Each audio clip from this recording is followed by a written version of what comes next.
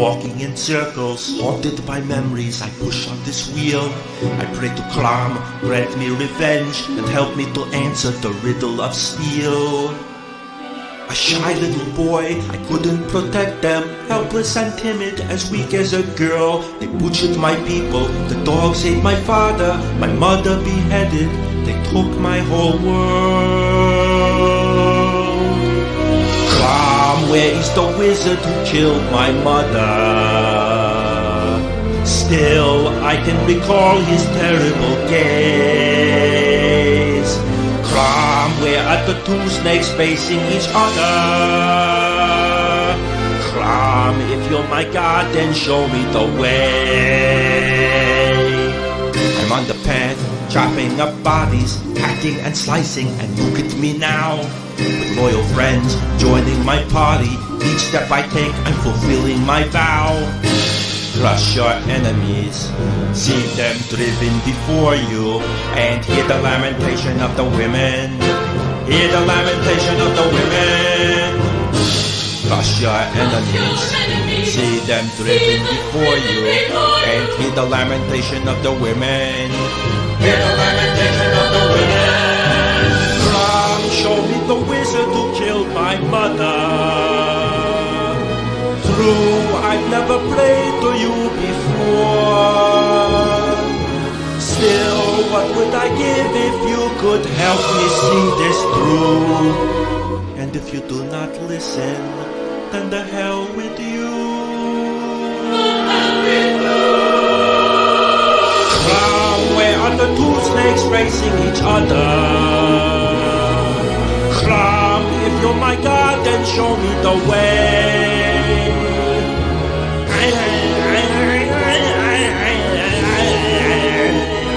I swear this wizard will fall, cause this has begun, they murdered them all. I'm the last one, I issued the call, revenge for my mom, I pray to you.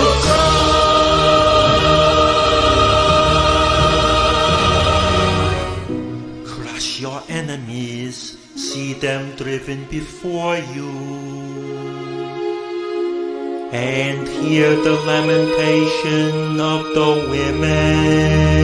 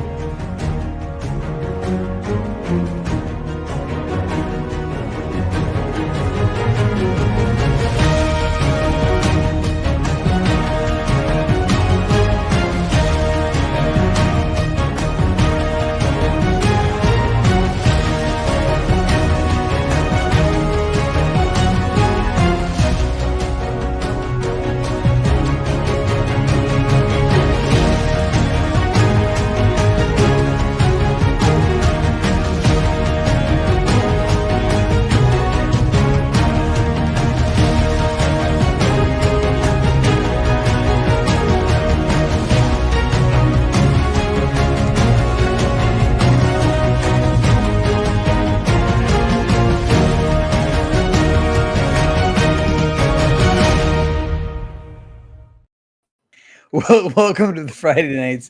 I'm Jason Sandberg. Fellas, I had a fantastic week. I don't know if the show will be able to top that intro trailer, but we'll try. I got this this week. This is the latest edition in the Dark Horse reprint of the Richard Corbin Den saga. This covers the late 80s, early 90s. I think it was a bi-monthly series he did. I picked it up in the day. It wasn't all painted. It was painted covers, but full color interiors. Looking forward to rereading this and reliving those issues. And as always, I'm hard at work on Jupiter issue 2. Jupiter issue 1 continues to be in demand on Fund My Comic and Indiegogo, and I'm approaching 10K on Indiegogo. Going to keep making the rounds, showing off the book, build up more readers before I launch issue 2, which will be in 2025. So just plugging away on that. Craig, how was your week? Yeah, no, I had a terrific week. So for starters, I know I showed this off last week. I'm going to show off again because I am so grateful, and Randy is here. I've got a very eclectic collection of comics, and I love all the rare stuff I have. He sent me like, look, this is all Randy's stuff. Nice. Spank the Monkey #1. Oh man, like I feel so fortunate. Spank the Monkey on the comic market #1. Yeah. Spank the Monkey #2. I don't have any Spank the Monkey #1s myself. The original. Yeah, they're all gone. Wizard listed the book as hot, and we sold right through the print run. So nice. Oh wow. Yeah, way back when. Yeah, Tales from the Universe. Massive. Yeah, I'm so excited to get through all this. And then I was showing Jason, you gave me like a 5-part series of War of the Worlds that you you worked on. Like it's just that was fun. Stuff. That was a fun write. It was a really good experience for me. Very pulpy stuff. It's war 100 years after the Martians first invade. They reinvade and they figured out their bacterial problem. And they try to terraform the Earth using the red weed that eats all organic matter. Randy, do they use social distancing to avoid the bacteria? Not at all. But nope. the one was with this book, The Shadow Kingdom. There we go. Nice. I'm looking forward to when we get to where the trailer usually goes. I can talk about it because I sat down and read this today. I gave myself time. Like, what a beautiful book. Look how thick. And I thoroughly enjoyed it. I got through it in about an hour and 20 minutes this morning. And I told myself I wasn't going to eat until I had it done. So, yeah, I loved it. It was a great read. Craig, you have to write this. This is $1 million idea. Yes. You need to write a diet book that's like you can't eat until you read your comic books. There you go. Yeah. That's every day you got to read like 5 or 6 comic books before you eat. I put the cell phone away. I turned the computer off. Like made sure there were no distractions to get in the way. But Aaron, how was your week? Thing. Still a robot. Okay, it is what it is. Randy, I guess we'll jump to you as our guest. Thank you so much for joining us this evening. Is there anything you'd like to share for this past week? Thanks so much for having me on. I do 2 podcasts over at the Indie Comics Network where we look at great old sequential art. And on Sundays, we've been going through Tales from the Crypt. Oh, nice. Which is just a fantastic horror series. And on Friday mornings, this morning included, we're slowly going through the Marvel Monster Bus. Yeah. It's the Marvel Monster Bus by Stan Lee, Larry Lieber, and some guy named Kirby. Great, unbelievably great stuff. I love those.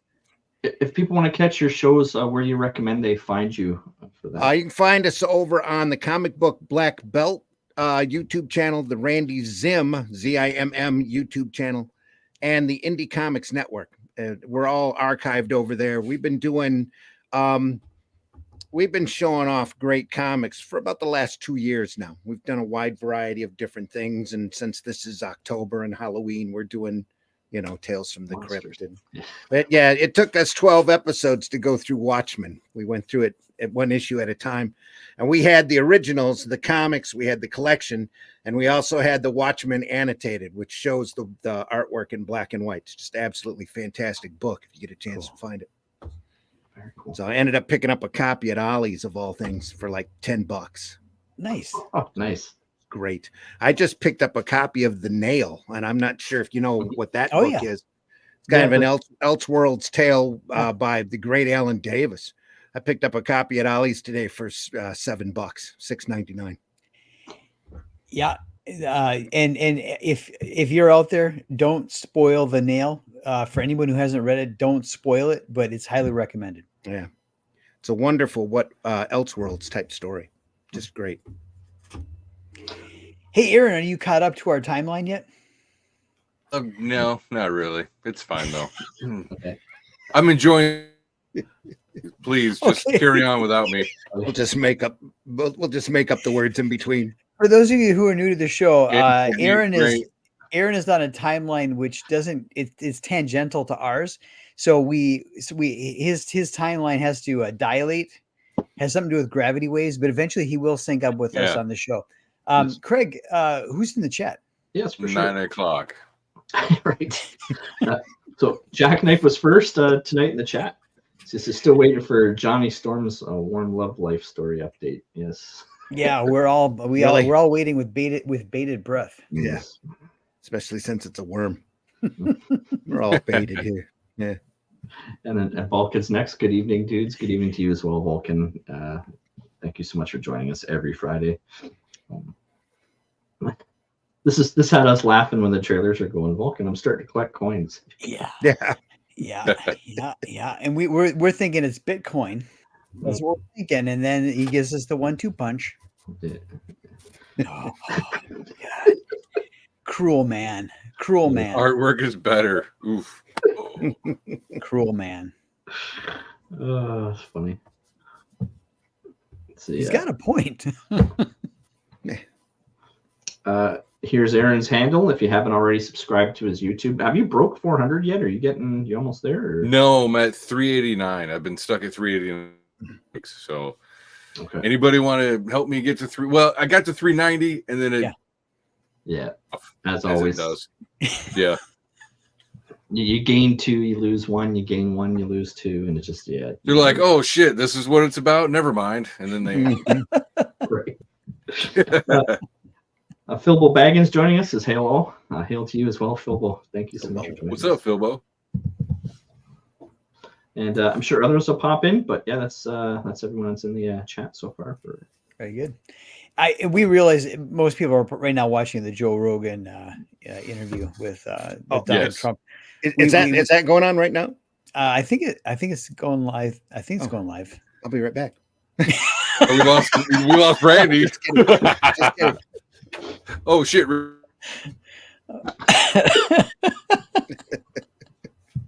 Love it. Oh, that's awesome. All right. I think we caught up with the chat. Got 24 people watching live. Thank you for thank you for helping sharing your weekend kickoff with us. It's great to have everybody here. Craig, I got a new job. It has been nuts, long days. I have been in a news blackout. What's the first of our top 3 important news stories of the week? Uh-oh. Yeah, so for everyone joining us, as you know, Friday nights, we come to you every week at 10 p.m. Eastern with 3 wacky topics with 1 guest creator. So the first topic came to us from Daily Express US. NASA's plan to blow up asteroids with nuke in a bid to save Earth from extinction. So if you've been watching, we've got a lot of near-Earth asteroids this year, particularly this year, that have, they still come within 100,000 miles or something, but it's still they're coming close in relation to the solar system. So now they're even saying, I don't know if it's Apophis or one of the other ones, but by 2074, the risk of it impacting Earth is up to about 70%. So we're starting to get some that are getting closer and closer. And then NASA went on this whole thing about how they intend to have 1,000 spaceships out there in space at all times, with the ability to divert and move asteroids or crash into them and stuff to that effect, and a plan to nuke them with asteroids. So yeah, they're really working on this with the threat coming the next couple 100 years. So Randy, if NASA doesn't have their act together enough to get astronauts down from the space station, can we really trust them with nukes? Not in space. I know that. Well, yeah, we can't trust them with nukes at all. But I always thought that's what the Black Knight satellite was up there for. It's to keep all the asteroids away anyway. So it's not quite our problem. It's the other race that's also living with us is problem. So, yeah. So Aaron, wouldn't a better approach be to, rather than nukes, wouldn't a better approach to be to make an orbiting self-sufficient spherical station with the ability to shoot really powerful lasers out at these meteoroids. Some might say like a Death Star. Wouldn't that be a better solution? I mean, internet from glitching out, so I don't think that having a network. So I don't know. Maybe it's just me. That's actually what the moon was for. Am I glitching now? Yes, still a little bit. But Only at the best of times. Yeah. Yeah. Be able to do this one. We did my article first, so I mean. Oh, are we gonna do a quiz on this one? Definitely Yeah. can handle it. I don't think it's gonna work though. Oh, Craig is going to be able to clip so much good stuff out of this episode. This is fantastic. This is fantastic. Well, now, guys, wasn't there a movie? Wasn't there a movie about this? Wasn't A couple of them. A movie? Armageddon. Yes. Yeah. How did that end? Impact. Yeah, there were a whole bunch of them all around the same time. Aerosmith song sucked, but anyway. It sucked and it was everywhere. Oh, fantastic. like space. It sucked and it was everywhere. Give it a couple of years and after you've seen it the first time and it gets worse. It just the camp is Yeah. palpable in that film. Deep Impact, much better movie. Oh yeah, with Ellie, yeah. I had speaking of movies that sucked and then get worse, or it sucks so bad you forgot you watched them. Hudson Hawk. I think I rented back in the 90s. I think I rented that movie 3 times. Each time thinking, "Oh, Bruce Willis, this looks interesting." And I don't think I've ever finished. I think I've rented Hudson Hawk 3 times. Never finished it. Just a terrible movie, but so bad that I blacked it out. At least you don't own a copy. Yeah, thank goodness. Well, maybe I do. No, but it's bad news. Bad news. So, Craig, what are the chances the dinosaurs had nukes and they were trying this but just missed by a bit? Yeah, it's probably what it was. Like the Tyrannosaurus Rex they had on duty, he just, he missed the mark on picking it up and launching it with his a hell of a time batting it out of the way. That's Aaron, perhaps there was a Triceratops that was a diversity hire that was supposed to be monitoring the nuke station back in dinosaur times and just wasn't up for the task. Probably. Yeah, most likely. I mean, real? I don't know. I thought they were dragons. Let me go back to my history book. It's that species that you never hear about anymore that never did anything, like a Kamalosaurus. Right. Phil was saying he actually liked Hudson Hawk. I didn't mind it. Okay. I'm the same with you. I was a big Bruce Willis fan. It was, I mean, if you go back to the time of those movies, as long as the movie was entertaining and fun, it did its job. Yeah. I mean, I liked it, but I haven't seen it since the 90s. So that probably says something. I think Phil Baggins lived in the deep South, and anytime he could just get into air conditioning, it was a good time. And I think that's why he has fond memories of that. Maybe. All right, are we going to try the quiz? Yeah, let's try it. Let's try the quiz. Oh shit! Okay. So Randy, we're trying to mix up our repertoire. We're trying to get in some new segments, and Aaron here has been bringing his writing skills to the creation of quizzes. So we want you to play along here. Okay. Please excuse me being a robot. Theoretical nonsense. Here we go. Hope you guys are ready. Hit me. Bad. So, anyways, okay. So you guys, you saw that they were coming up with asteroids with nukes, and there's actually posed theories to stop an asteroid strike. So go ahead and go through these. Right. First slide. Gravity. Here we go. Yes. So, I see stuff defying gravity here. Yeah, the gravity of those. All right. What is a method using? They want to somehow apply gravity to throw an asteroid off its course. And here are allegedly 3 ways that they could do that. So the Randy is I'll read. I'm going to read 3 options, and you choose which one you think sounds theoretically possible. So, Okay. All right. And right at the end wins a pat on the back. Okay. I like Pat. All right. Yeah. Yeah. It's actually Bottom out. All right, here we go. So for gravity, Earth's gravity by bouncing the asteroid off of it. Okay. Yeah, that would be bad, right? B, have a spacecraft hover near the asteroid to gradually take. Or C, or C, hover near the asteroid to gradually change its path. Absolutely, none of those make sense. I couldn't hear any of that. So, A was have the asteroid bounce off our atmosphere. Bad idea. I believe B, yeah. Now that I've heard B and C, I believe B was have a spaceship crash into it to change its trajectory. It was a spacecraft hover next to it. Okay.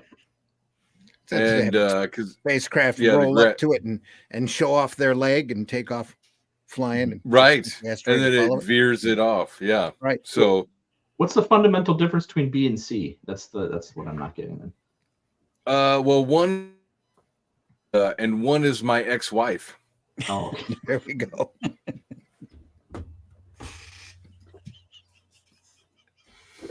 I'd go with the ex-wife. Yes. All right. There we go. Yeah. Especially if she's coming at it. Right. All right. So just naturally be repelled, right? All right. Guesses. Anybody? I'll say C. I'll go with C. Sure. Yeah. Thanks for playing along. I appreciate it. I do think the ex-wife comes into play. Yes. Well, all right. So we'll skip by it because it's B, actually. They want to send a large spacecraft to slow it down.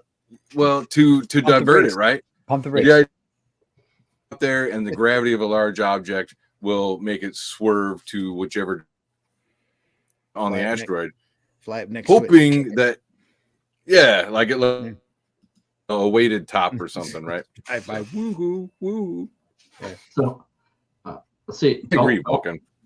Belmont's joined us. Caught up here. We never landed on the moon in '69, he says. Chris is joining us as well. He wanted to let us know about Atlantis, that before it was swallowed up by the Marianas Trench, that they used to use vibration frequencies to maneuver their stones into place. So, Chris, nice. Atlantis was in Lake Michigan. We found out a few weeks ago. That's pretty much a given. On the harmonics, absolutely. Yeah. Phil Baggins wanted an option D, where Bruce Willis and the crack team of demolitionists they change the course of the meteor. Yes, they go with their much more sensible. Yeah. Let's not teach astronauts to drill. Let's get drill people to do it. Yes. Mm-hmm. Don't worry about unlimited liabilities with civilians. Yeah. Vulcan said they all sounded dumb. He's correct, sir. I have a bell. Yeah. All right. Next one. Yes. Please just let me get through this. All right. Okay. Highly explosive delivery. What highly explosive delivery system could be used? A satellite network of ICBMs. B. Or C. Again, my ex-wife.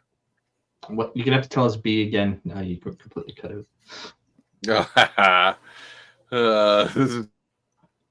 This is a lot of fun. All right. Is it A? CBMs. Mm-hmm.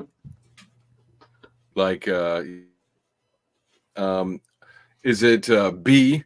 Maybe little Taco Bell, little explosive delivery system. Okay. Or BC, once again, my ex-wife.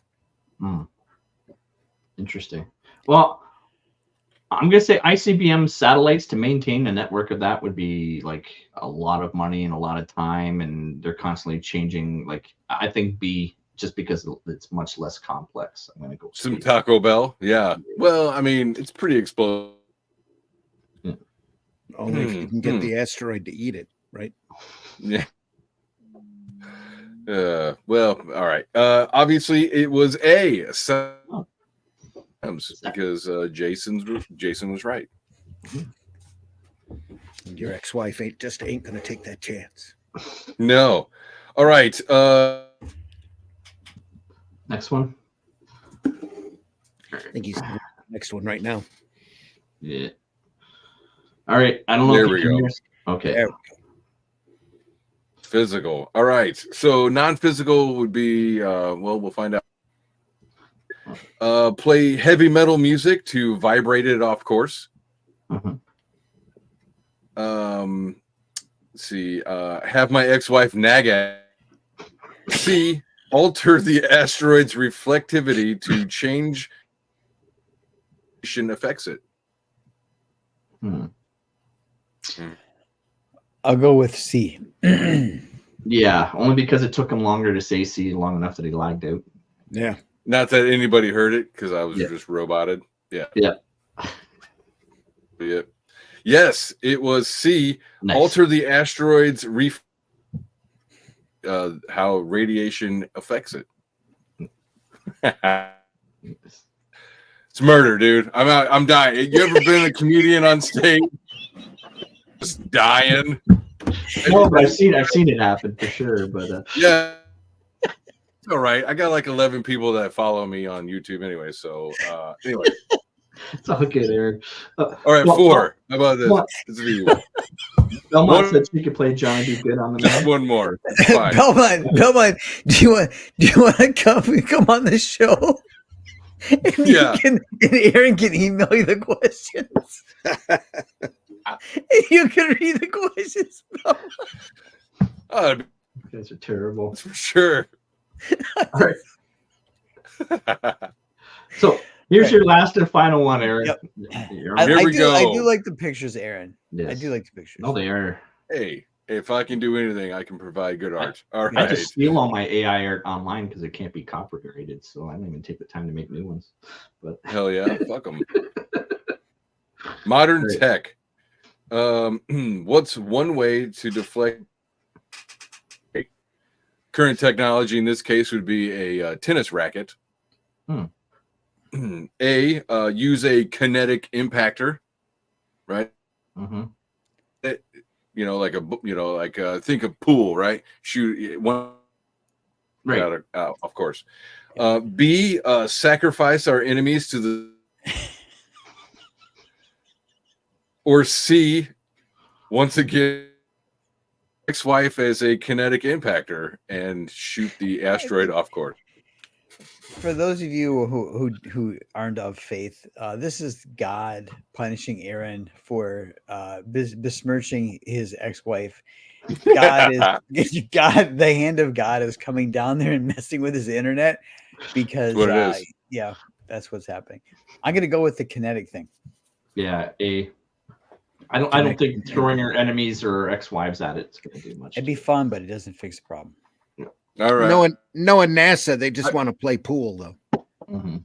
I tried. Go up and rub on. That's They're just going to rub on it for a while. Yeah, anyway. See, we got through it, Aaron. We did. Yeah. Not in one piece, but we got through it. Right. that's my robot dance. What's topic number 2? Okay. So topic number 2 comes from Newsweek. A 5,000-year-old Stone Age discovery is one of a kind. So this may sound boring to most, but if you look at the year that they believe that this cellar occurred, it's really impressive. About 5,000 years ago, during the Neolithic Stone Age period, when they still believed we weren't doing any agriculture, we weren't really farming, we were still following the animals as the herds migrated, we migrated with them until we completely would drain an area of all its resources, its berries, whatever it could eat, and then we would just keep moving and moving and moving, which is how we managed to travel. What they're saying is they believe that this is a 5,000-year-old root cellar that they found in Denmark, which would mean that they were creating cold storage underneath the earth to preserve food a lot earlier than they ever anticipated Neolithic man to be doing it, which means what other technologies were we capable of? Right. So.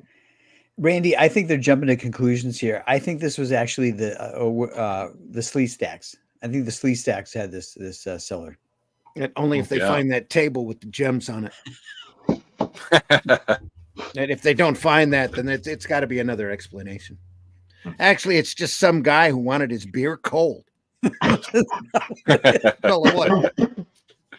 Or it was like one guy who was like, screw this walking around stuff. I'm just gonna stay here, fellas. It's like, hey, guess what? If we dig a hole, it gets kind of cool. Let's the summer's hot. Let's just dig a hole and play euchre for a while. Aaron, is this proof that Fred Flintstone was real? I can't answer it. See, I don't think he's going to answer us. He's just going to sit there and stare and pretend that. You don't need proof that Fred Flintstone's real. You just have to believe. Yeah. Aaron, do you want to actually just kill the internet and reboot it? I mean, I've tried that. I could try dropping out again. Or just drop your camera. Sometimes if you just drop your camera, it'll help.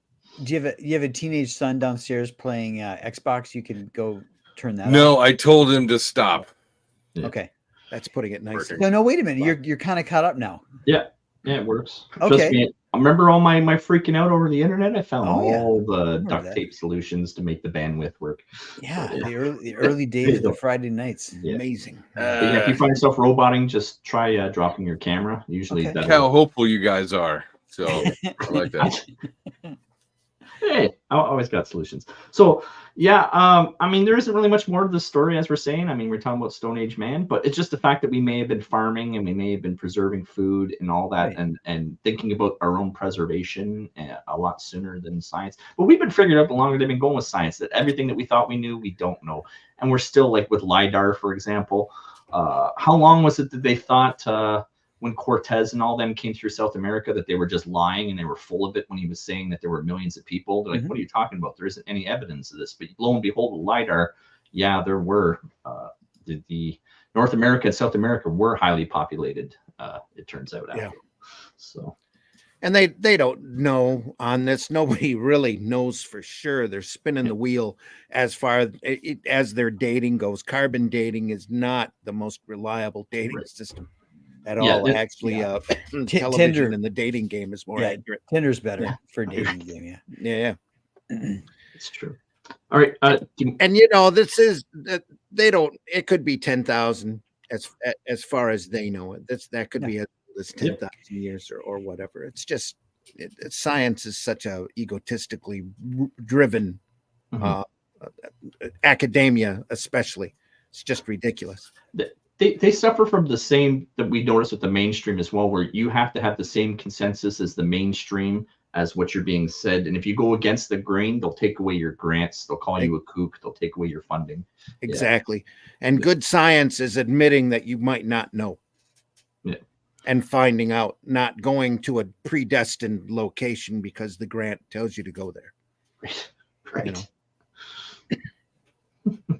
So does anyone else have anything else they want to add on this one? Or? In the pottery, did they find any seeds or residue of food, anything where they can tell what they were eating, what they were growing? No, but there was an amazing amount of storage of Bud Light. Amazing. Unfortunately, no, there wasn't. All it was the way the stones were laid out and the way the stones were buried. They just assumed that they were to put it together, that's what it would have been, was a root cellar. Okay. So. Very cool. Very cool. Yep. And then the third and final topic for the Friday nights, brought to you by New York Post. A cookie monster bizarrely caught speeding on traffic cam, but cops were not amused. So this one happened in Germany. They now, photo radar. Everybody loves photo radar. I don't agree with photo radar either. I think you should have to have a physical police officer stop you and pull you over. There's so much room for you to get tagged. Somebody takes your plates. There's been all kinds of people who've been issued tickets that it wasn't them and it wasn't their car. But in any case, they caught this car doing 60 and a 50. I think they my goodness. Yeah, they Yeah. intentionally went 10 over to get caught on the photo radar. And what they zoomed in on the driver, it was a Cookie Monster driving the car. So That's what they call good times Saturday nights in a small town. that's right. Hey, dude, you know what'd be cool? Let's get that Cookie Monster outfit and go out driving. That'll be fun. Yeah. Aaron, you got anything on this one? Don't. Unfortunately, my internet's not. I can't keep up with anything. Okay.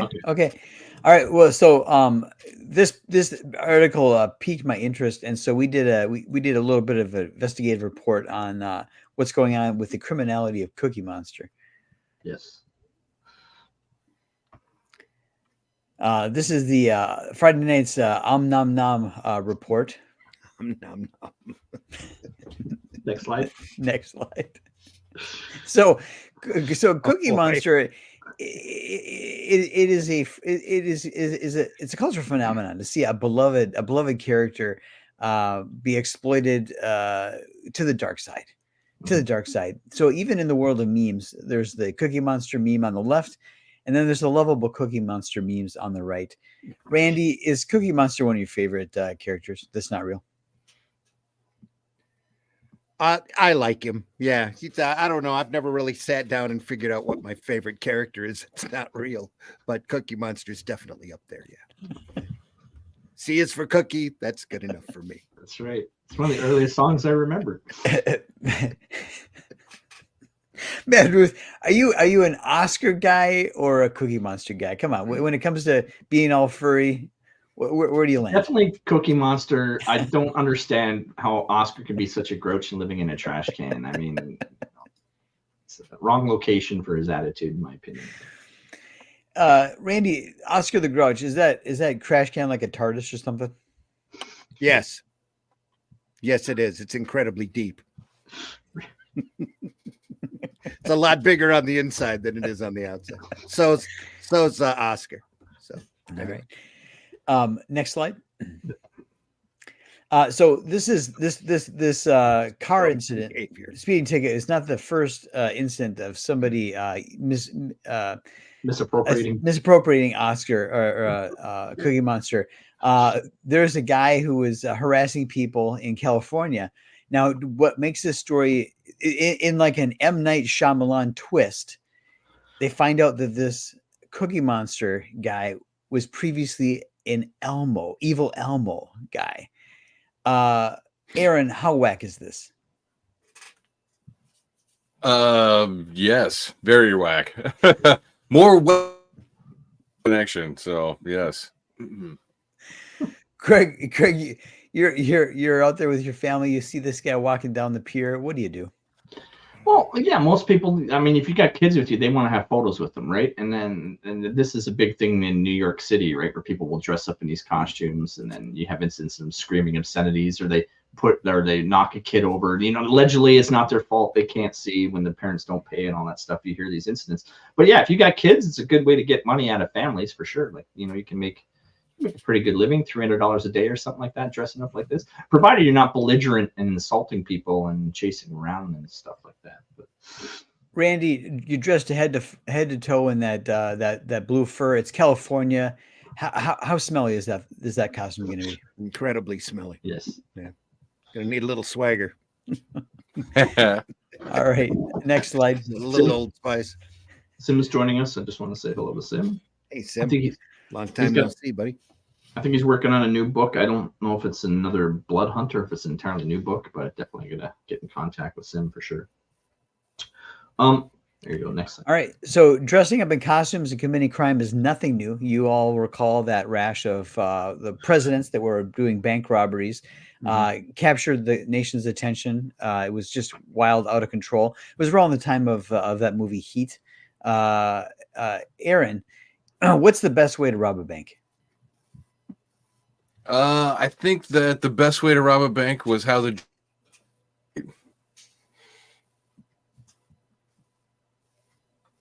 Absolutely. Craig, what's the best way to rob a bank? I'd say definitely become employed by them. It seems to be the going way that people do things nowadays. Is take a job through putting on a nice face, and then once you get in there, rob the place blind. Apparently, that's just the way corruption is nowadays. Randy, what's the best way to rob a bank? I don't think there is a best way, is there? Fellas, the best way to rob a bank is to own it. All right, next slide. There you go. It's close to it. Work for it. Yeah.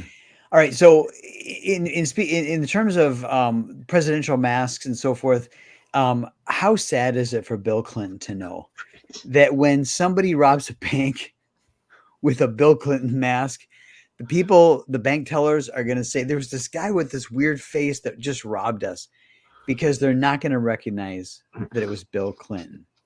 How sad is that after all his years in the public eye to be basically effectively a washed up has-been nobody? How much must that sting? Well, I mean, I don't know. Would Monica Lewinsky remember what Bill Clinton looks like? I don't know. Only from certain angles. Yeah. Oh, there you go. Yep. All right. Next slide. The picture of the Clinton mask there makes him look like he's been slapped in the face a couple times. Yeah, Hillary found his cell phone. All right, next one. Must be. All right, so Randy, Blue Man Group, what's your favorite song? You got me there. I go. Mad Ruth, Blue Man Group, what's your favorite song? Oh, I'm gonna say the Cookie song. I don't know. Is that what it is? The Cookie song. All right. That's the end of the investigative report. Everybody, please do enjoy some cookies and some dessert this weekend. Yes. No bizarre connection between linking the Cookie Monster appearances to like Mothman out of Point Pleasant, Virginia. If you want to go there, let's go. I think it's an indicator. I really do. There's something going on. Interesting. Yeah.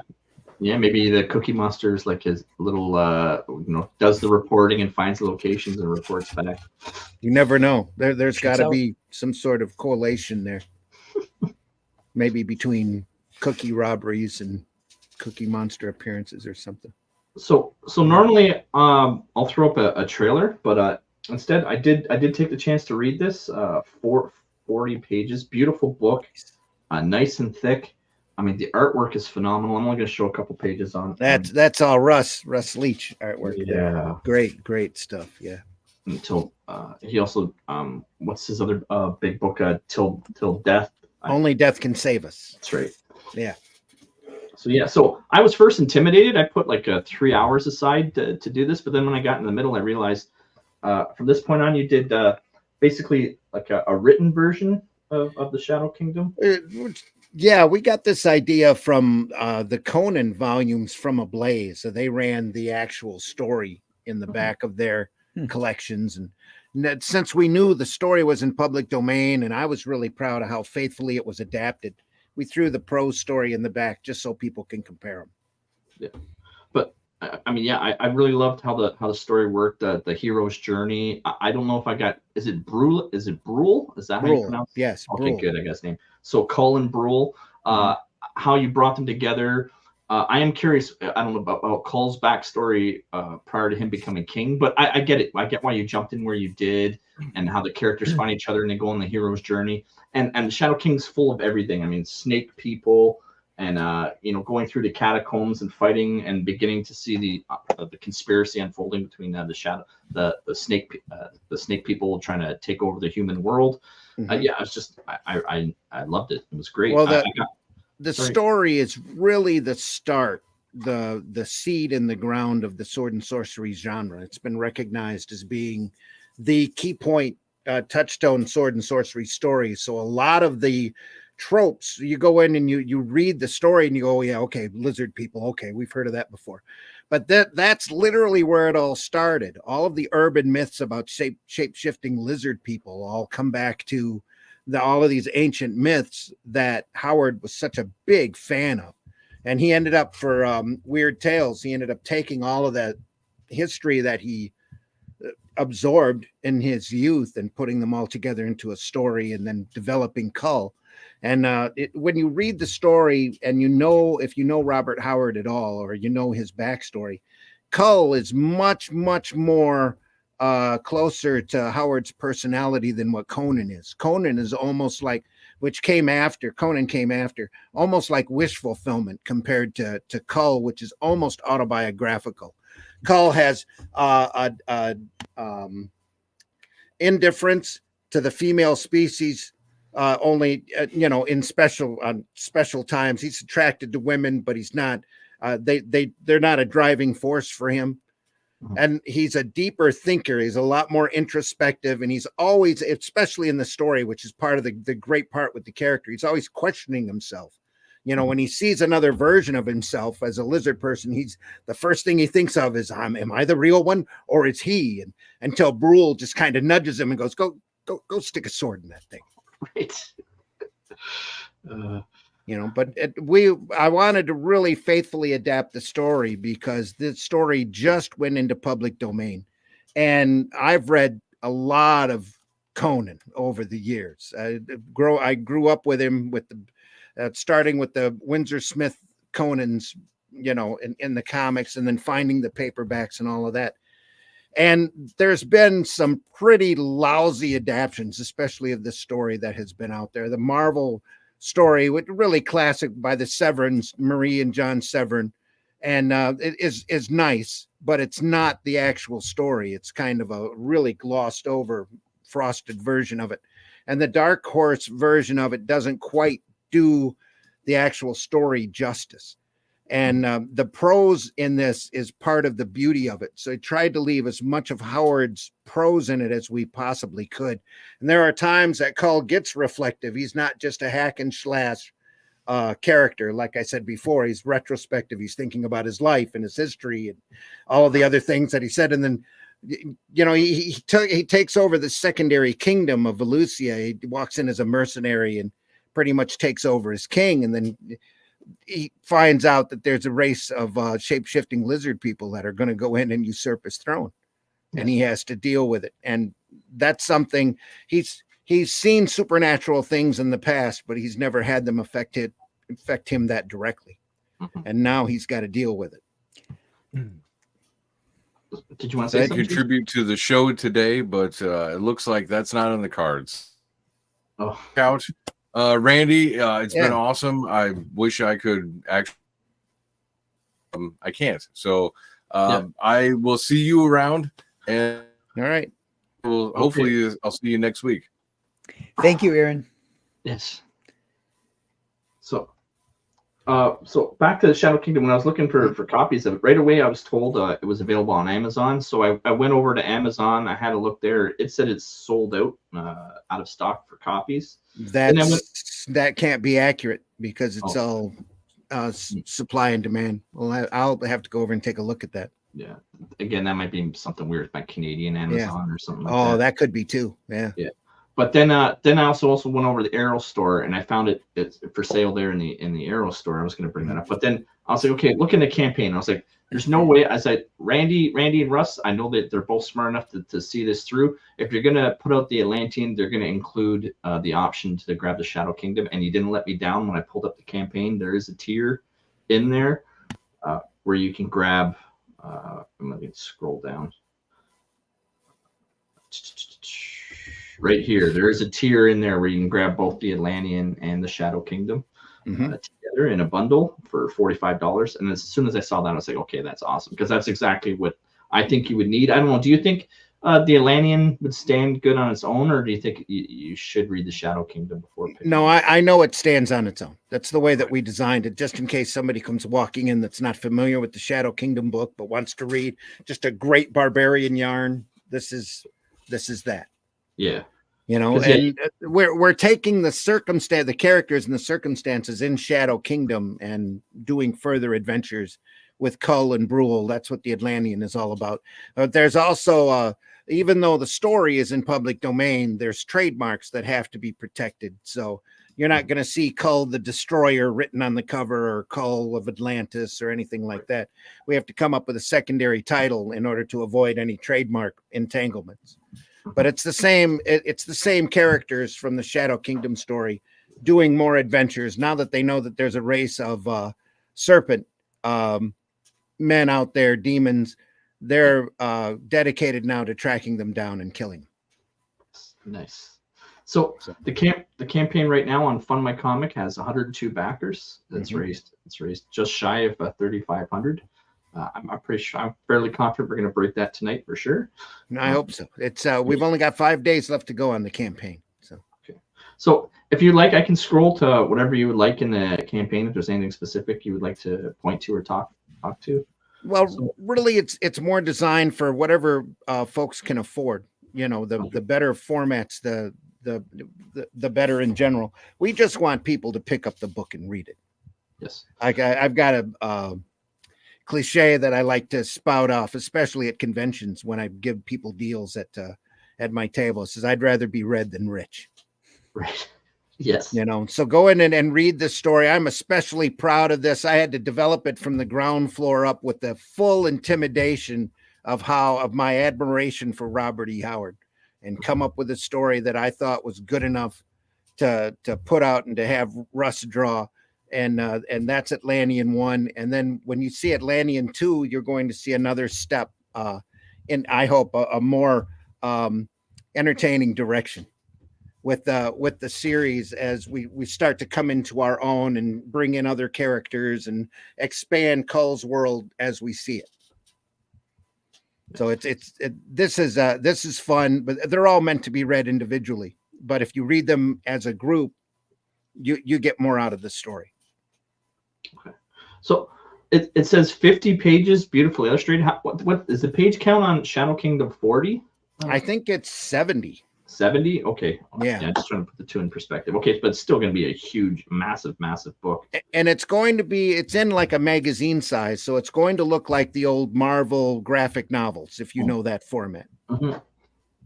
A little bigger than a comic. Russ is from England and loves doing what they call A4 over there, which is more of a square artwork. Plus, Russ admires Savage Sword of Conan as much as I admire Robert E. Howard. And he really wanted to do something comparable to that. And that's why this book this Atlantean 1 is in black and white. Great gray tones. Nice. But yeah, it's meant to have more of a Savage Sword feel to it.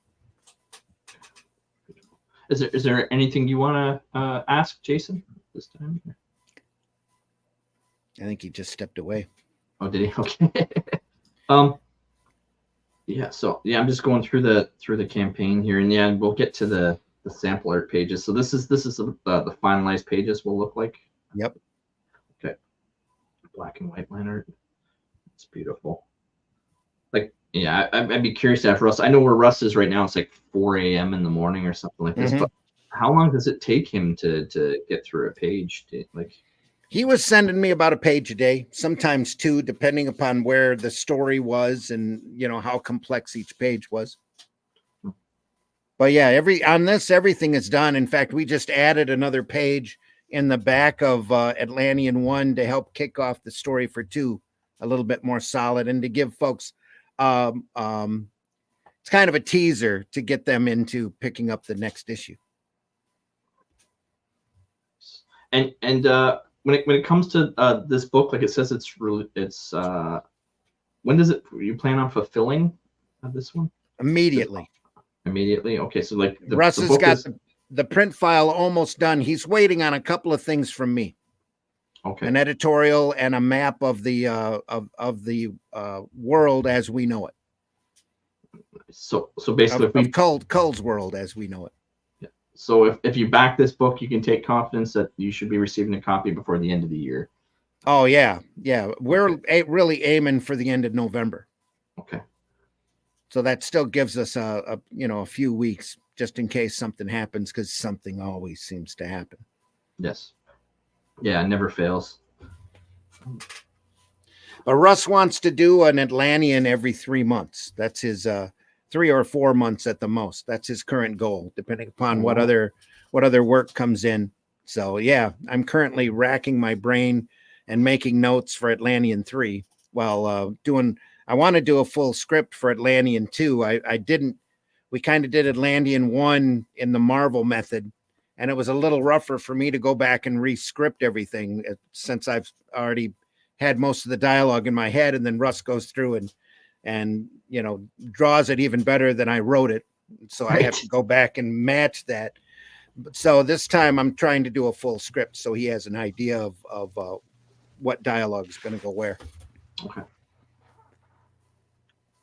But we're really proud of this and proud of the Shadow Kingdom too. And we think that the two of them are really good companion volumes, and the stuff we do is totally out of love for the character and trying to keep the feel of that of the genre in general and the story especially that Howard wrote.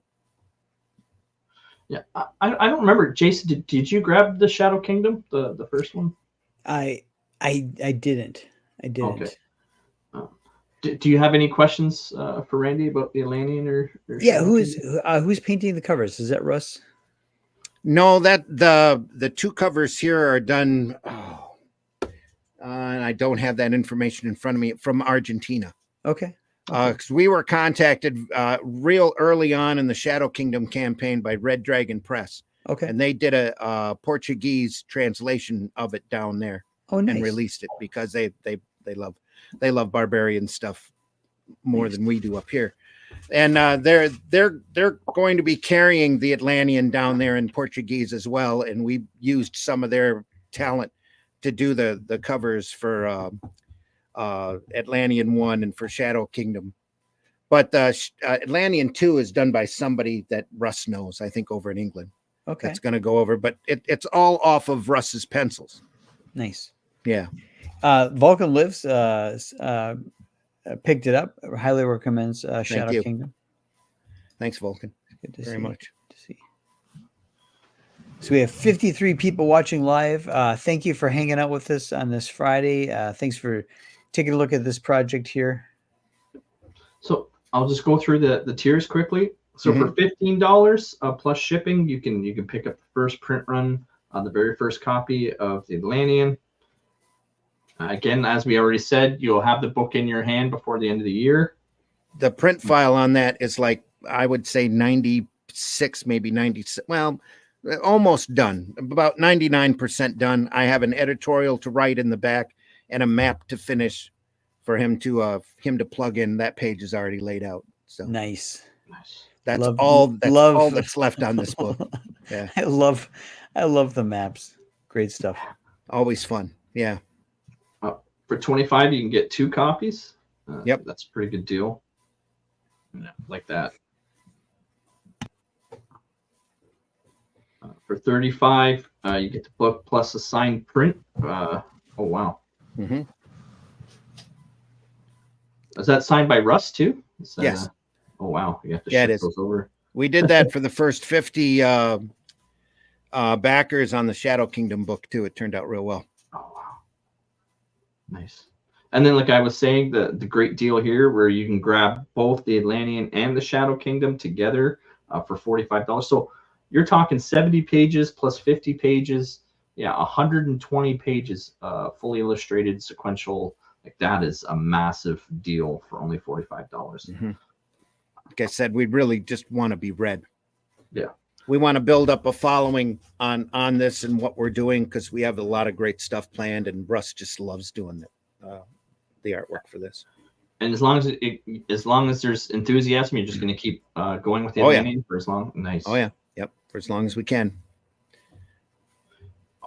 Also a tier here where you can pick up the book plus a original art sketch. Yep. From Russ. And I think the amount of those might be limited too. 4 backers now. I'm not sure, but it's usually the way it works. Yeah. And then lastly, you can get original page right out of the book. If somebody wants a specific page, can they message you if they grab that tier and say, hey? Probably not. That's entirely up to Russ. And Russ has got a set amount of pages that he puts aside. Russ goes through and does all of the pencils digitally, and then he prints them out on Bristol board, or he prints them out full size, and then goes through and inks a copy, I believe, off of a light board. Yeah. But and as you can see, it's just great stuff. Yes. I mean, so his requirements for the first issue, he told me it had to have a bar fight, Had to have Love it. had to have a girl in it, and some monster action, and then it gave him that and a lot more. Nice. So and the next one is more violence and more breasts. So we'll see.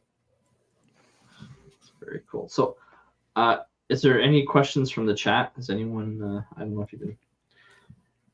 Okay. But like I said, it's a fun, self-contained story. A couple of barbarian guys hunting down serpent men and running into a tavern and meeting the tavern owner and getting into a situation, getting a hint of a clue where they might find these creatures, and they go out and try to find them. So and their adventures along the way. I'm just taking down your campaign temporarily. If you didn't know, Randy, all my backing I do on my show.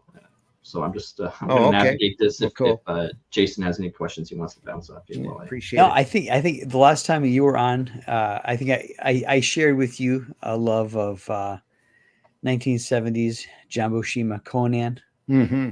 And this project looks very cool. So for those of you out there that also love that caliber of craftsmanship, that spirit, take a look at this project and give some thought to backing. And obviously there's the ability to catch up on the last book and get this new book, and they're going to be working on the next one as well. So these will keep coming.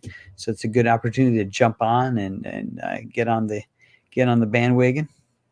And there are some elements from Shadow Kingdom and Atlantean 1 that are going to be in Atlantean 2, but you don't have to have them in order to enjoy the story. All right. I think Jackknife was admiring your spinner rack earlier. Now he wants to know what was your favorite comic book as a kid? I was raised in a very strict religious household, not allowed to have superheroes. Okay. Because they were too violent, and this is back in the 70s, so just try to figure that one out. But my parents, my mom especially, eventually gave in to letting me have superhero books because she saw that I was reading so much of it, and that she caught me with a Twilight Zone comic digest. A gold key? One of the old gold key. I've got a copy of it now, but they caught me with a volume, a giant-sized Batman on the grounds, and whipped my ass for trying to smuggle it into the house. So, but they caught me with a Twilight Zone digest where a guy makes a deal with the devil, and the devil's there in a red face and horns and all this. So she said, "Well, if you throw that digest on the fire, I'll let you buy superhero books." Okay, boom. So awesome. This is the mid 70s at this point, right as Marvel was approaching their supernatural age. So I'm bringing home copies of Ghost Rider, Son of Satan, and all of this right in front of them, and they didn't care. And then once I discovered I caught Giant Size X-Men #1 off of the stands because I was reading X-Men at that point, and to me that was it. X-Men was fantastic. Then that led to Wolfman and Perez's Titans. And that kind of superhero stuff is just near and dear to my heart. But I love all comics. I mean, I grew up reading the Barks, Ducks, and all of everything that I possibly could that wasn't superhero. I convinced my mom that Adam Strange wasn't really a superhero. He's just a guy in a spacesuit and a jetpack that's going to a different planet. It was really a science fiction story. So she gave in on that one because of the strange adventures and all of that. But it took me tossing that Twilight Zone digest on the fire and the first superhero comics I bought Secret Origins #1, which had a collection of the characters' origins in it, and Legion of Superheroes #1, which I didn't know was a reprint at the time, but that run only lasted 4 issues. They only reprint old Kurt Swan, Jim Shooter, Legion of Superhero. I had no idea who those guys were before because they weren't in any encyclopedia or anything that I had any of the history of comics. Who are all these weird characters? This is awesome. So, I became a real big Legion fan real quick. So for those of you who are younger, Russ and I were reading comics before there was the internet. So what you had to do is you had to find like an Overstreet guide because then you could begin to breadcrumb the history of these different series, because in the Overstreet Guide, they'd always have 3 different covers on each page. And you would see the like how long these series had been around, and when Tales of Suspense became Captain America, all that kind of stuff. We did not have an internet. We had to figure it out ourselves using whatever resources were available. That was part of the fun. But yeah, finding out, you would recognize the art style of Kurt Swan, and then you put 2 and 2 together, and then you begin to recognize the name and so forth. That's it was part of the fun. Then back during my day, that Marvel used to have a big kick to reprint everything. So you had 2 different timelines of Spider-Man, 2 different timelines of the Avengers, 2 different timelines of the Fantastic Four. Yep. So you're reading one book and you're like going, well, where's the next issue of this? Well, it's right here's another FF book off the stands. It's not the same storyline. Right. And the X-Men was in Amazing Adventures. They were doing the Kirby Lee stuff in that series. World's Greatest Comics was the FF. It was definitely fun to Marvel Triple Action had the Avengers in it. The Marvel Tales was Spider-Man. Yep. So I was reading Marvel Tales, Amazing Spider-Man, and Marvel Team Up, and there was almost like 3 different Peter Parker timelines running through there. So I've got all these books, believe it or not. I ain't just nodding here. I know you said before the internet. I was like, I read too. I've got these books. I do. Well, behind the curtain here, I've got an entire bookcase of Nothing But Showcase Presents. Another bookcase that's all essentials on one side, because when those books come out, you just had to buy them just to have them. You know. Yeah, it was good. It was good to see just the inking and the line work without color. I think it was a good experience to see that. And with the Showcase Presents, you'd see these volumes and go, what the heck? Why are they doing a volume of Haunted Tank? You know, and then you'd take it home and you'd read it and you'd go, oh yeah, well, that's why they did it, because this stuff is awesome. You know, so there's not a bad Showcase Presents that they ever printed. In fact, they really got weird a couple times. They printed a bunch of like end of the world stories in one world shattering whatever collection, and had Hercules Unbound and all of these short little end of the world stories in it. That was really crazy.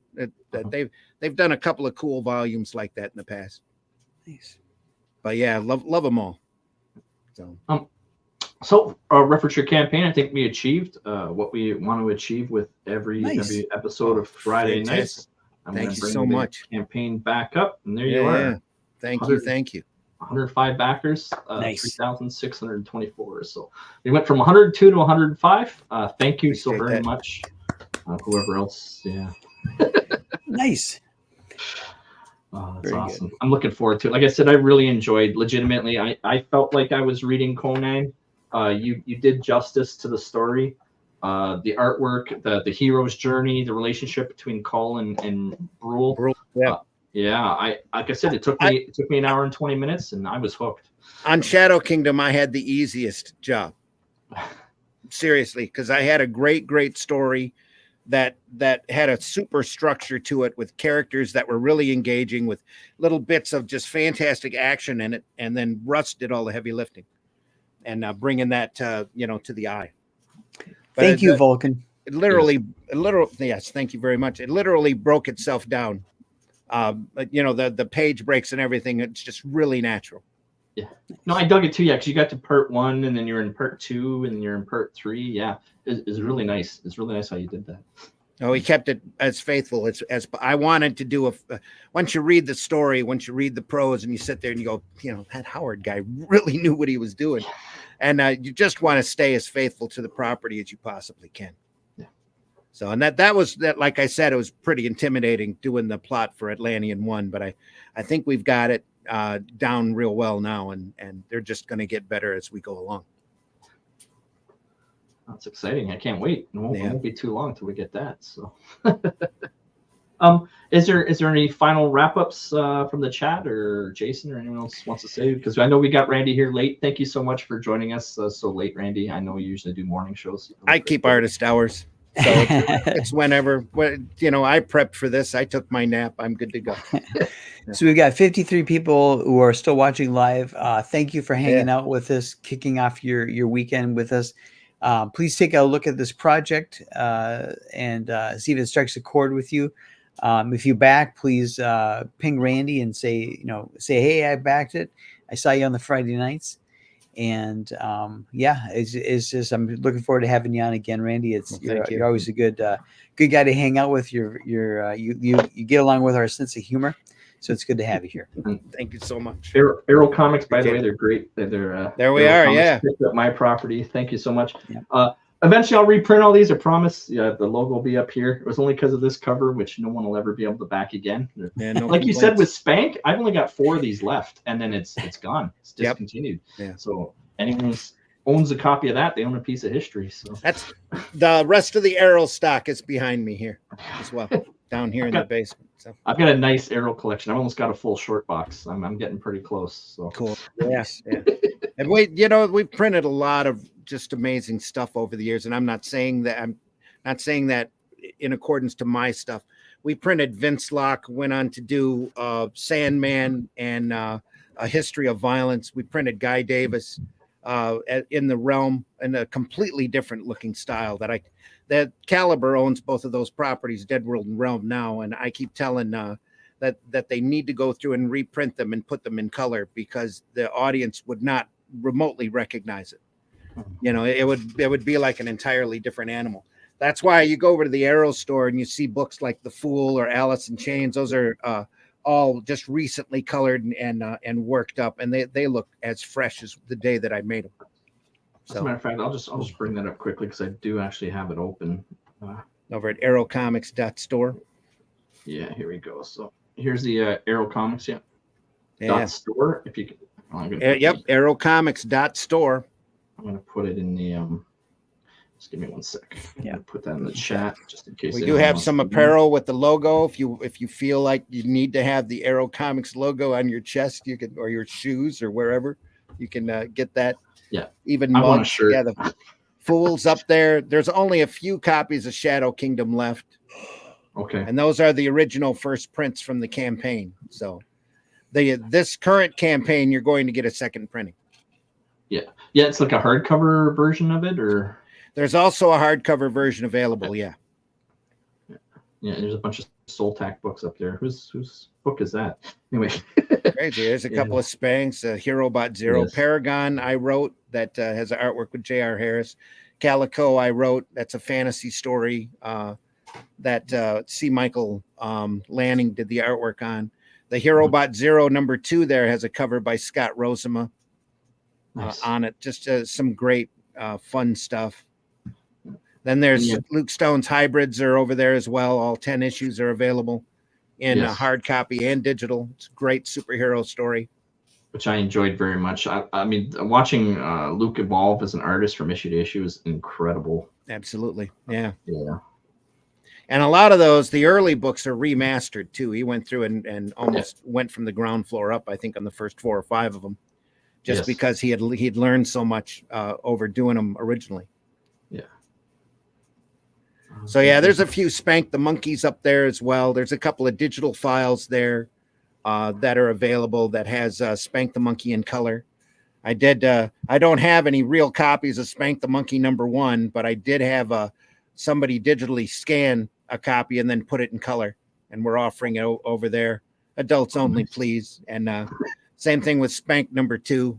That's got a kind of a rundown of the strip club situation in my hometown from back during the time that I did it. It's a highly researched article, deeply researched, where I introduced the Bob Denver rating system for dancers, where every dancer in the club corresponds with a character from Gilligan's Island.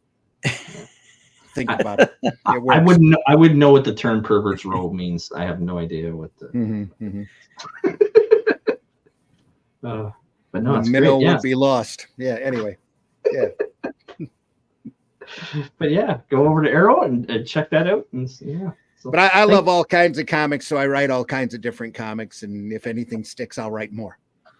So that's why you're getting a lot of Atlantean. I can't wait to go through all the stuff you sent me. Like I will read through all of it. So. Well, the Flint comics I sent you isn't there's hardly any of my stuff in there. Every time I did a newspaper in my local area because while I was doing independent comics back in the early 2000s, I butted heads with Diamond real bad, and they were idiots, and they didn't want to do business, and I didn't want to do business with them after a while. So I sat down and crunched the numbers and realized they were making more money than I was. So I was done. But I still wanted to do comics. So I ended up doing a comics newspaper that I circulated in my county that was advertiser supported. And there were a couple of years that I did really good on it. I had syndicated strips in it, and I tried to put as much as my stuff in it as possible. But I ended up, the majority of my work ends up being in those ads. You know, okay. And the graphic design work, it used to take me 4 days to put the newspaper together, and then I'd get it to a news printer, you know, large web press printer, and then we'd drive around and drop copies off. We had a series of newspaper boxes all over the county. We moved 10,000 copies, 100 issues of that thing. Nice. Over 10 years. Really proud of it. But the farther along we get, the less and less of my stuff was in it. And we printed some great, it's all material that it's stuff that I wanted to read, you know, outside of my own work. And it's a lot of great comic strips and stuff in it, but it was really a good time, and it's a viable format if anybody has a large enough town. Our problem, the reason that Flint Comics and Entertainment only lasted for 100 issues was because it was in Flint, and we ended up bouncing into that water crisis where you know, it literally messed up all the local small businesses where we were giving the paper away at. And the advertising dried up, and eventually so did my savings. So the wife convinced me to stop at 100 issues. And, you know, happy wife, happy life. Well, we're making our mark again. Arrow Comics is back, and some incredible titles. Yep. And there's a lot more coming too. I've got a couple of issues now that I've got a Calico 2 and a Paragon 2. All I have to do is make the time to letter them. I've been working on a revised version of Spank the Monkey on the comic market because I want to tell comic history. Because there's so many people that are into comics that aren't aware of the inner workings of how a lot of this stuff happened and went down. And I did it originally when we stopped publishing Arrow. Before I did a 3-part Spank the Monkey on the comic market just to tell everybody what the situation was. And then I think the second or third issue, I sat there with Spank in front of a chalkboard and broke down every issue and showed that Diamond was making more money than I was, and that I was just done. You know, if these guys who were giving me a hard time trying to produce work, you know, and now we're with Arrow coming back. Now we're just looking at all sorts of different avenues, and we've got a foundation of products out there that that we feel are really highly entertaining. We want to get out in front of the masses. Just a matter of solving that distribution problem. That's the thing. We will solve it and figure something out, and something's gonna. I honestly feel it because I've done a lot of comics history. Every time there's a roadblock in this art form, somebody figures out a workaround, and the art form seems to flourish after that. And right now, we've hit so many roadblocks with corporate structures and just the limited reach that crowdfunding campaigns have, that there has to be a way to get comics as an art form out there to the masses again. And somebody's going to figure it out if I don't do it first. Right. And when they do, we'll be back out there. So I'm looking. But in the meantime, we've got it at the store. So I'm looking forward to getting Soul Tack to 9 issues. I think I can do the whole thing in 9 issues, tell the complete story, and I'm looking forward to keeping it with Arrow and putting it all into one big massive book. I think if I can finish the complete Soul Tack book and put it together, I think that'll draw people's attention because people love those nice big thick books, right? Because we're delivering a premium product, and you know, people want their money to carry. So. Yep. Arrow started out printing. I was their guinea pig. It was really the brainchild of Ralph Griffith and Stuart Kerr. But the first book, the first actual comic that they printed was a book that I did with Susan Van Camp called Tales from the Anniversary. And this next year we'll be celebrating, I believe it's the 40th anniversary. We did it in 85. Wow. the 40th anniversary of Tales from the Anniverse being out there. And Susan, if you're not aware of Susan Van Camp's work, just go out and find one of the initial starter packs for Magic. Yeah, there's her covers there on Tales from the Anniverse 2, that mischievous cover. Nice. And she's gone on to get a nice reputation in painting, fantasy painting, and in Magic cards. Nice. So the two of us have been talking the last year or so, last couple years now, about pulling all of that Anniverse material together and all of the little short stories that we've done with those characters over the decades. And there's a 3-part Varsel's Vixen story that some of the characters that Sue did on her own with Caliber. And we're going to put all of that together into either right now it looks like 2 books, one for Tales from the Anniverse and one for Sue's characters, and do a campaign for those next year. And along with some new material, because going back over these old characters just reminds you of all of the stories that you wanted to tell that you were working your way to tell. And now's the time to do it and get it out there and just show folks what, and it Tales from the Anniverse, in case you don't know, is a funny animal universe of characters. It's kind of like a combination of Barks's Ducks and Flash Gordon. Nice. It's the easiest way to describe it. There's an entire universe of different planets out there with different animal species on it, and they all have occupations and interact with each other. Cool. So all of the characters do. So I also threw a link up for everyone. We have 53 watching. Here we are. Comics by Night. There's Russ Leach's channel right there. So again, when's the next episode? This Sunday or Saturday? Comics by Night. We just filmed one. We just taped one this morning where we were going over the Monster Bus. Other than that, there's Sunday Funnies on Sunday at 9 a.m. and everybody's welcome to stop by and participate. We're looking at Tales from the Crypt on Sunday. Perfect. But really, we've been looking at old comics. We started out, pulling books off of the rack, or hey, I've got that edition, and taking it and showing it off in front of folks, and soon it just turned into us finding a book that we love and sitting there and going through it. And we've done pretty wide variety of different things. The Sunday I like to keep for the more oddball material. So we're going through Tales from the Crypt. I've shown a couple of non-sport card sets off of there, like the Mars Attack set. That I've got a set of the reproductions, and there's a Jack Kirby set of previously unpublished work that we went through, a card set that was really pretty. It's like 100 different cards, and a lot of that artwork none of us had seen before. So we're going through and showing all that off. Just having fun, and showing off comics that we love, so that we get inspired by the people that we've always enjoyed. I'm waiting for a Captain Victory omnibus at some point.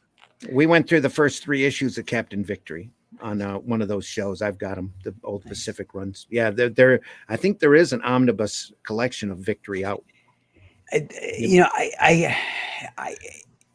might want to check around. Well, everywhere I see that there's a entry on Amazon, but it says unavailable, and then I've never come across it like on eBay. So I think that it was solicited, but I don't know if it was ever actually published. If it was, I'll keep my eye out. But I'm pretty sure. Yeah. Okay. Go ahead. Sorry. Yeah, I don't know if it was actually published. The Silver Star collection was published. I've got that, and that's a great book. But yeah, I don't know. I mean, have you seen one in the wild? I can't say that I have, but that doesn't mean that I haven't seen it. It could be out there. There's so much stuff that's being reprinted and printed, or has been printed, that I never kept track of. I mean, when I do conventions, I always go out and find the comic dealer who's got those boxes that are sitting on the floor of oddball graphic novels, just to go over it, or somebody who's selling graphic novels for $5 and $10 of stuff that that I used to love as a kid, that I don't have a set of. I'll pick it up. Yeah. So to answer Jackknife's question there, that's why I've already told my son he's absolutely forbidden from becoming a real estate or divorce lawyer or a dental surgeon. He's not permitted to become a dental surgeon or a divorce lawyer. forbidden in this house. We'll see if that works. Well, that was literally the bright shiny for me, and I grew up in a real small town, and like I said, under a very strict religious family, so there wasn't a whole lot to do, especially when your parents are constantly pushing you outside.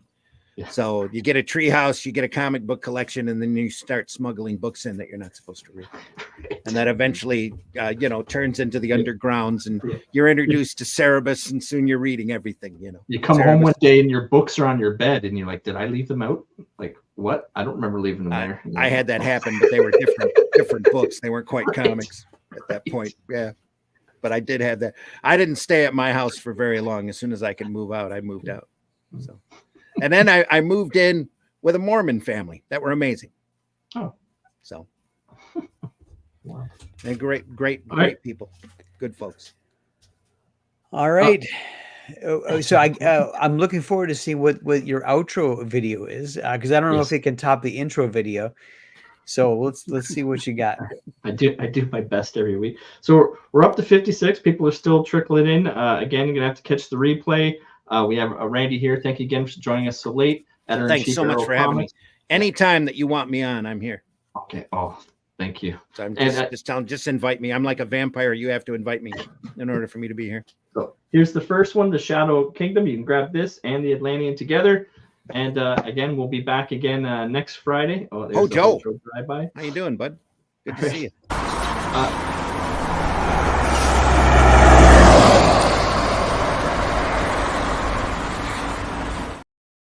Kids, that was Hojo and the Mythicals machine. Go back, Mythicals number 3. Nice, came right into the tail end. All right, everyone. I threw an outro together for you. I hope everyone enjoys it. And with that said, have a great weekend, everyone. Once in a while, we hear the unsettling news that a large asteroid is passing near Earth. And often, we also hear that the rock was only discovered just before the flyby. The close calls are a reminder of how vulnerable our planet really is. Now we know what NASA intends to do about it. The agency's new plan outlines how it will defend against asteroid strikes. The new plan focuses on detection, meaning telescopes and software. Asteroids have predictable orbits, so once one is spotted, scientists can quickly tell whether it will ever pose a threat and when is the best time to try to deflect it. And if that threat is found, some options to deflect an asteroid are subtle, like gravity tractors, where a spacecraft uses its own small gravitational field to nudge an asteroid onto a different orbit. Others are less subtle, like smashing a spacecraft into the asteroid at high speed to knock it off course. And yes, blowing an asteroid up with a nuke is a real option. The report also says NASA is now confident that all the largest asteroids, the ones big enough to cause worldwide damage, have already been found and that none are a threat. And for smaller asteroids, early detection could give years to prepare for an impact if it can't be deflected. Railroad construction through a farm on the Danish island of Falster has revealed a site hiding advanced technology. The stone-paved route cellar measures roughly 6.5 feet by 5 feet, which may not be a huge find in size, but historically, it could be massive. The stone-paved cellar just over a foot below ground level dates to the Middle Neolithic period. It challenges preconceived notions about the era's social sophistication and building expertise. The team located 2 housing construction phases linked to the funnel beaker culture near the beginning of the Neolithic period, and the cellar, lined with pebble stones for paving, sat under one of them. The first shift to agriculture and domesticated animals, sheep, goats, and cattle, in the Scandinavian region occurred with the rise of the funnel beaker culture approximately 6,000 years ago, resulting in a more sedentary way of life. The area began building houses, megalithic tombs, dolmens, and landscape-altering structures along with the new way of life, marking a significant departure from the highly mobile hunter-gatherer strategy of the late Mesolithic. The discovery of a stone-paved, underground structure that is thought to be a root cellar is the site's most noteworthy feature. While the use of such cellars is well documented in later periods, this is the first known example from Neolithic Denmark. Root cellars are the perfect place to store food because of their constant temperature because they are underground. In an agricultural society, this would have been needed for preserving crops and other resources through harsh winters and between harvests. A technological advance in resource management during the Neolithic era, food preservation of this kind would have substantially improved the inhabitants' chances of survival. As we know, you can't get a speeding fine these days without getting a new profile picture. The cameras are everywhere and there's no denying that it was you who did the deed because they've got a photo of you. Well, imagine the German cops flipping through their photos and realizing they'd caught the Cookie Monster. doing 50 miles an hour in a, no, 60 miles an hour in a 50 mile an hour zone. Well, this guy's up for a fine, but how are they to know who was indeed driving? I'm quietly taking notes here. Creepy monster, not the Cookie Monster. Creeped out and uncomfortable is what visitors on the Santa Cruz Wharf are feeling after encountering this man dressed in a Cookie Monster costume. The man is believed to badger people and aggressively yell. We saw him at the beginning of the wharf, and at first glance, it seemed like maybe it would be fun to do a selfie or something with him, but we were away from him. And then we went to the back of the wharf by the sea lions, and that's when we noticed him coming out that direction, making a commotion, and he was getting in people's faces. I saw him on the day that the Sesame Street creator died, and I told you he was sad about that. But then he kept showing up, and I guess people are complaining out here about him. The Santa Cruz Police Department is warning visitors to keep an eye out for the man, telling them to not engage. Police tell us the man has faced criminal charges in other parts of the country, although police could not provide any additional details. Yeah, he's a weirdo for sure. He puts a W in weirdo. I actually got him to take a picture of my dog. Yeah, he kind of creeped my dog out too. The police say they've received several calls, but at this point the man has not committed any crimes in the city. Contraband check. What are these? I don't know. What do you mean you don't know? I don't know how they got there. Well, I think you do know. No, Derek was in here earlier. He was making the beds. He probably put them, I was in the John. You guys are Nazis, man! You're freaking Nazis! Now, McDonald's, they've got it all. Burgers, fries, shakes, you name it, they've got it, and it's all tremendous. I love McDonald's. I love jobs. I like to see good jobs. The Big Mac, folks, let me tell you, it's a real piece of work. It's big, it's beautiful, and it's delicious. And the fries, they're so crispy, so golden, they're going to make your taste buds do cartwheels. It's like winning the lottery with every bite. You know, they say, I'm loving it. And let me tell you, I love it too. But you know what? Grab one while it's really hot. Never touched by a human hand. Nice and clean. Do they ever ask for more salt? Watch this sucker. I love salt. Wait a minute, I spilled some. I'm very superstitious. The real hidden gem at McDonald's is their breakfast. Oh boy, do they know how to do breakfast right. The Egg McMuffin, it's my personal favorite, believe me. It's got a beautiful, perfectly cooked egg, a juicy slice of Canadian bacon, and just the right amount of melty American cheese. It's like a symphony in your mouth, folks. Ba, da, ba, ba, ba. I'm loving it.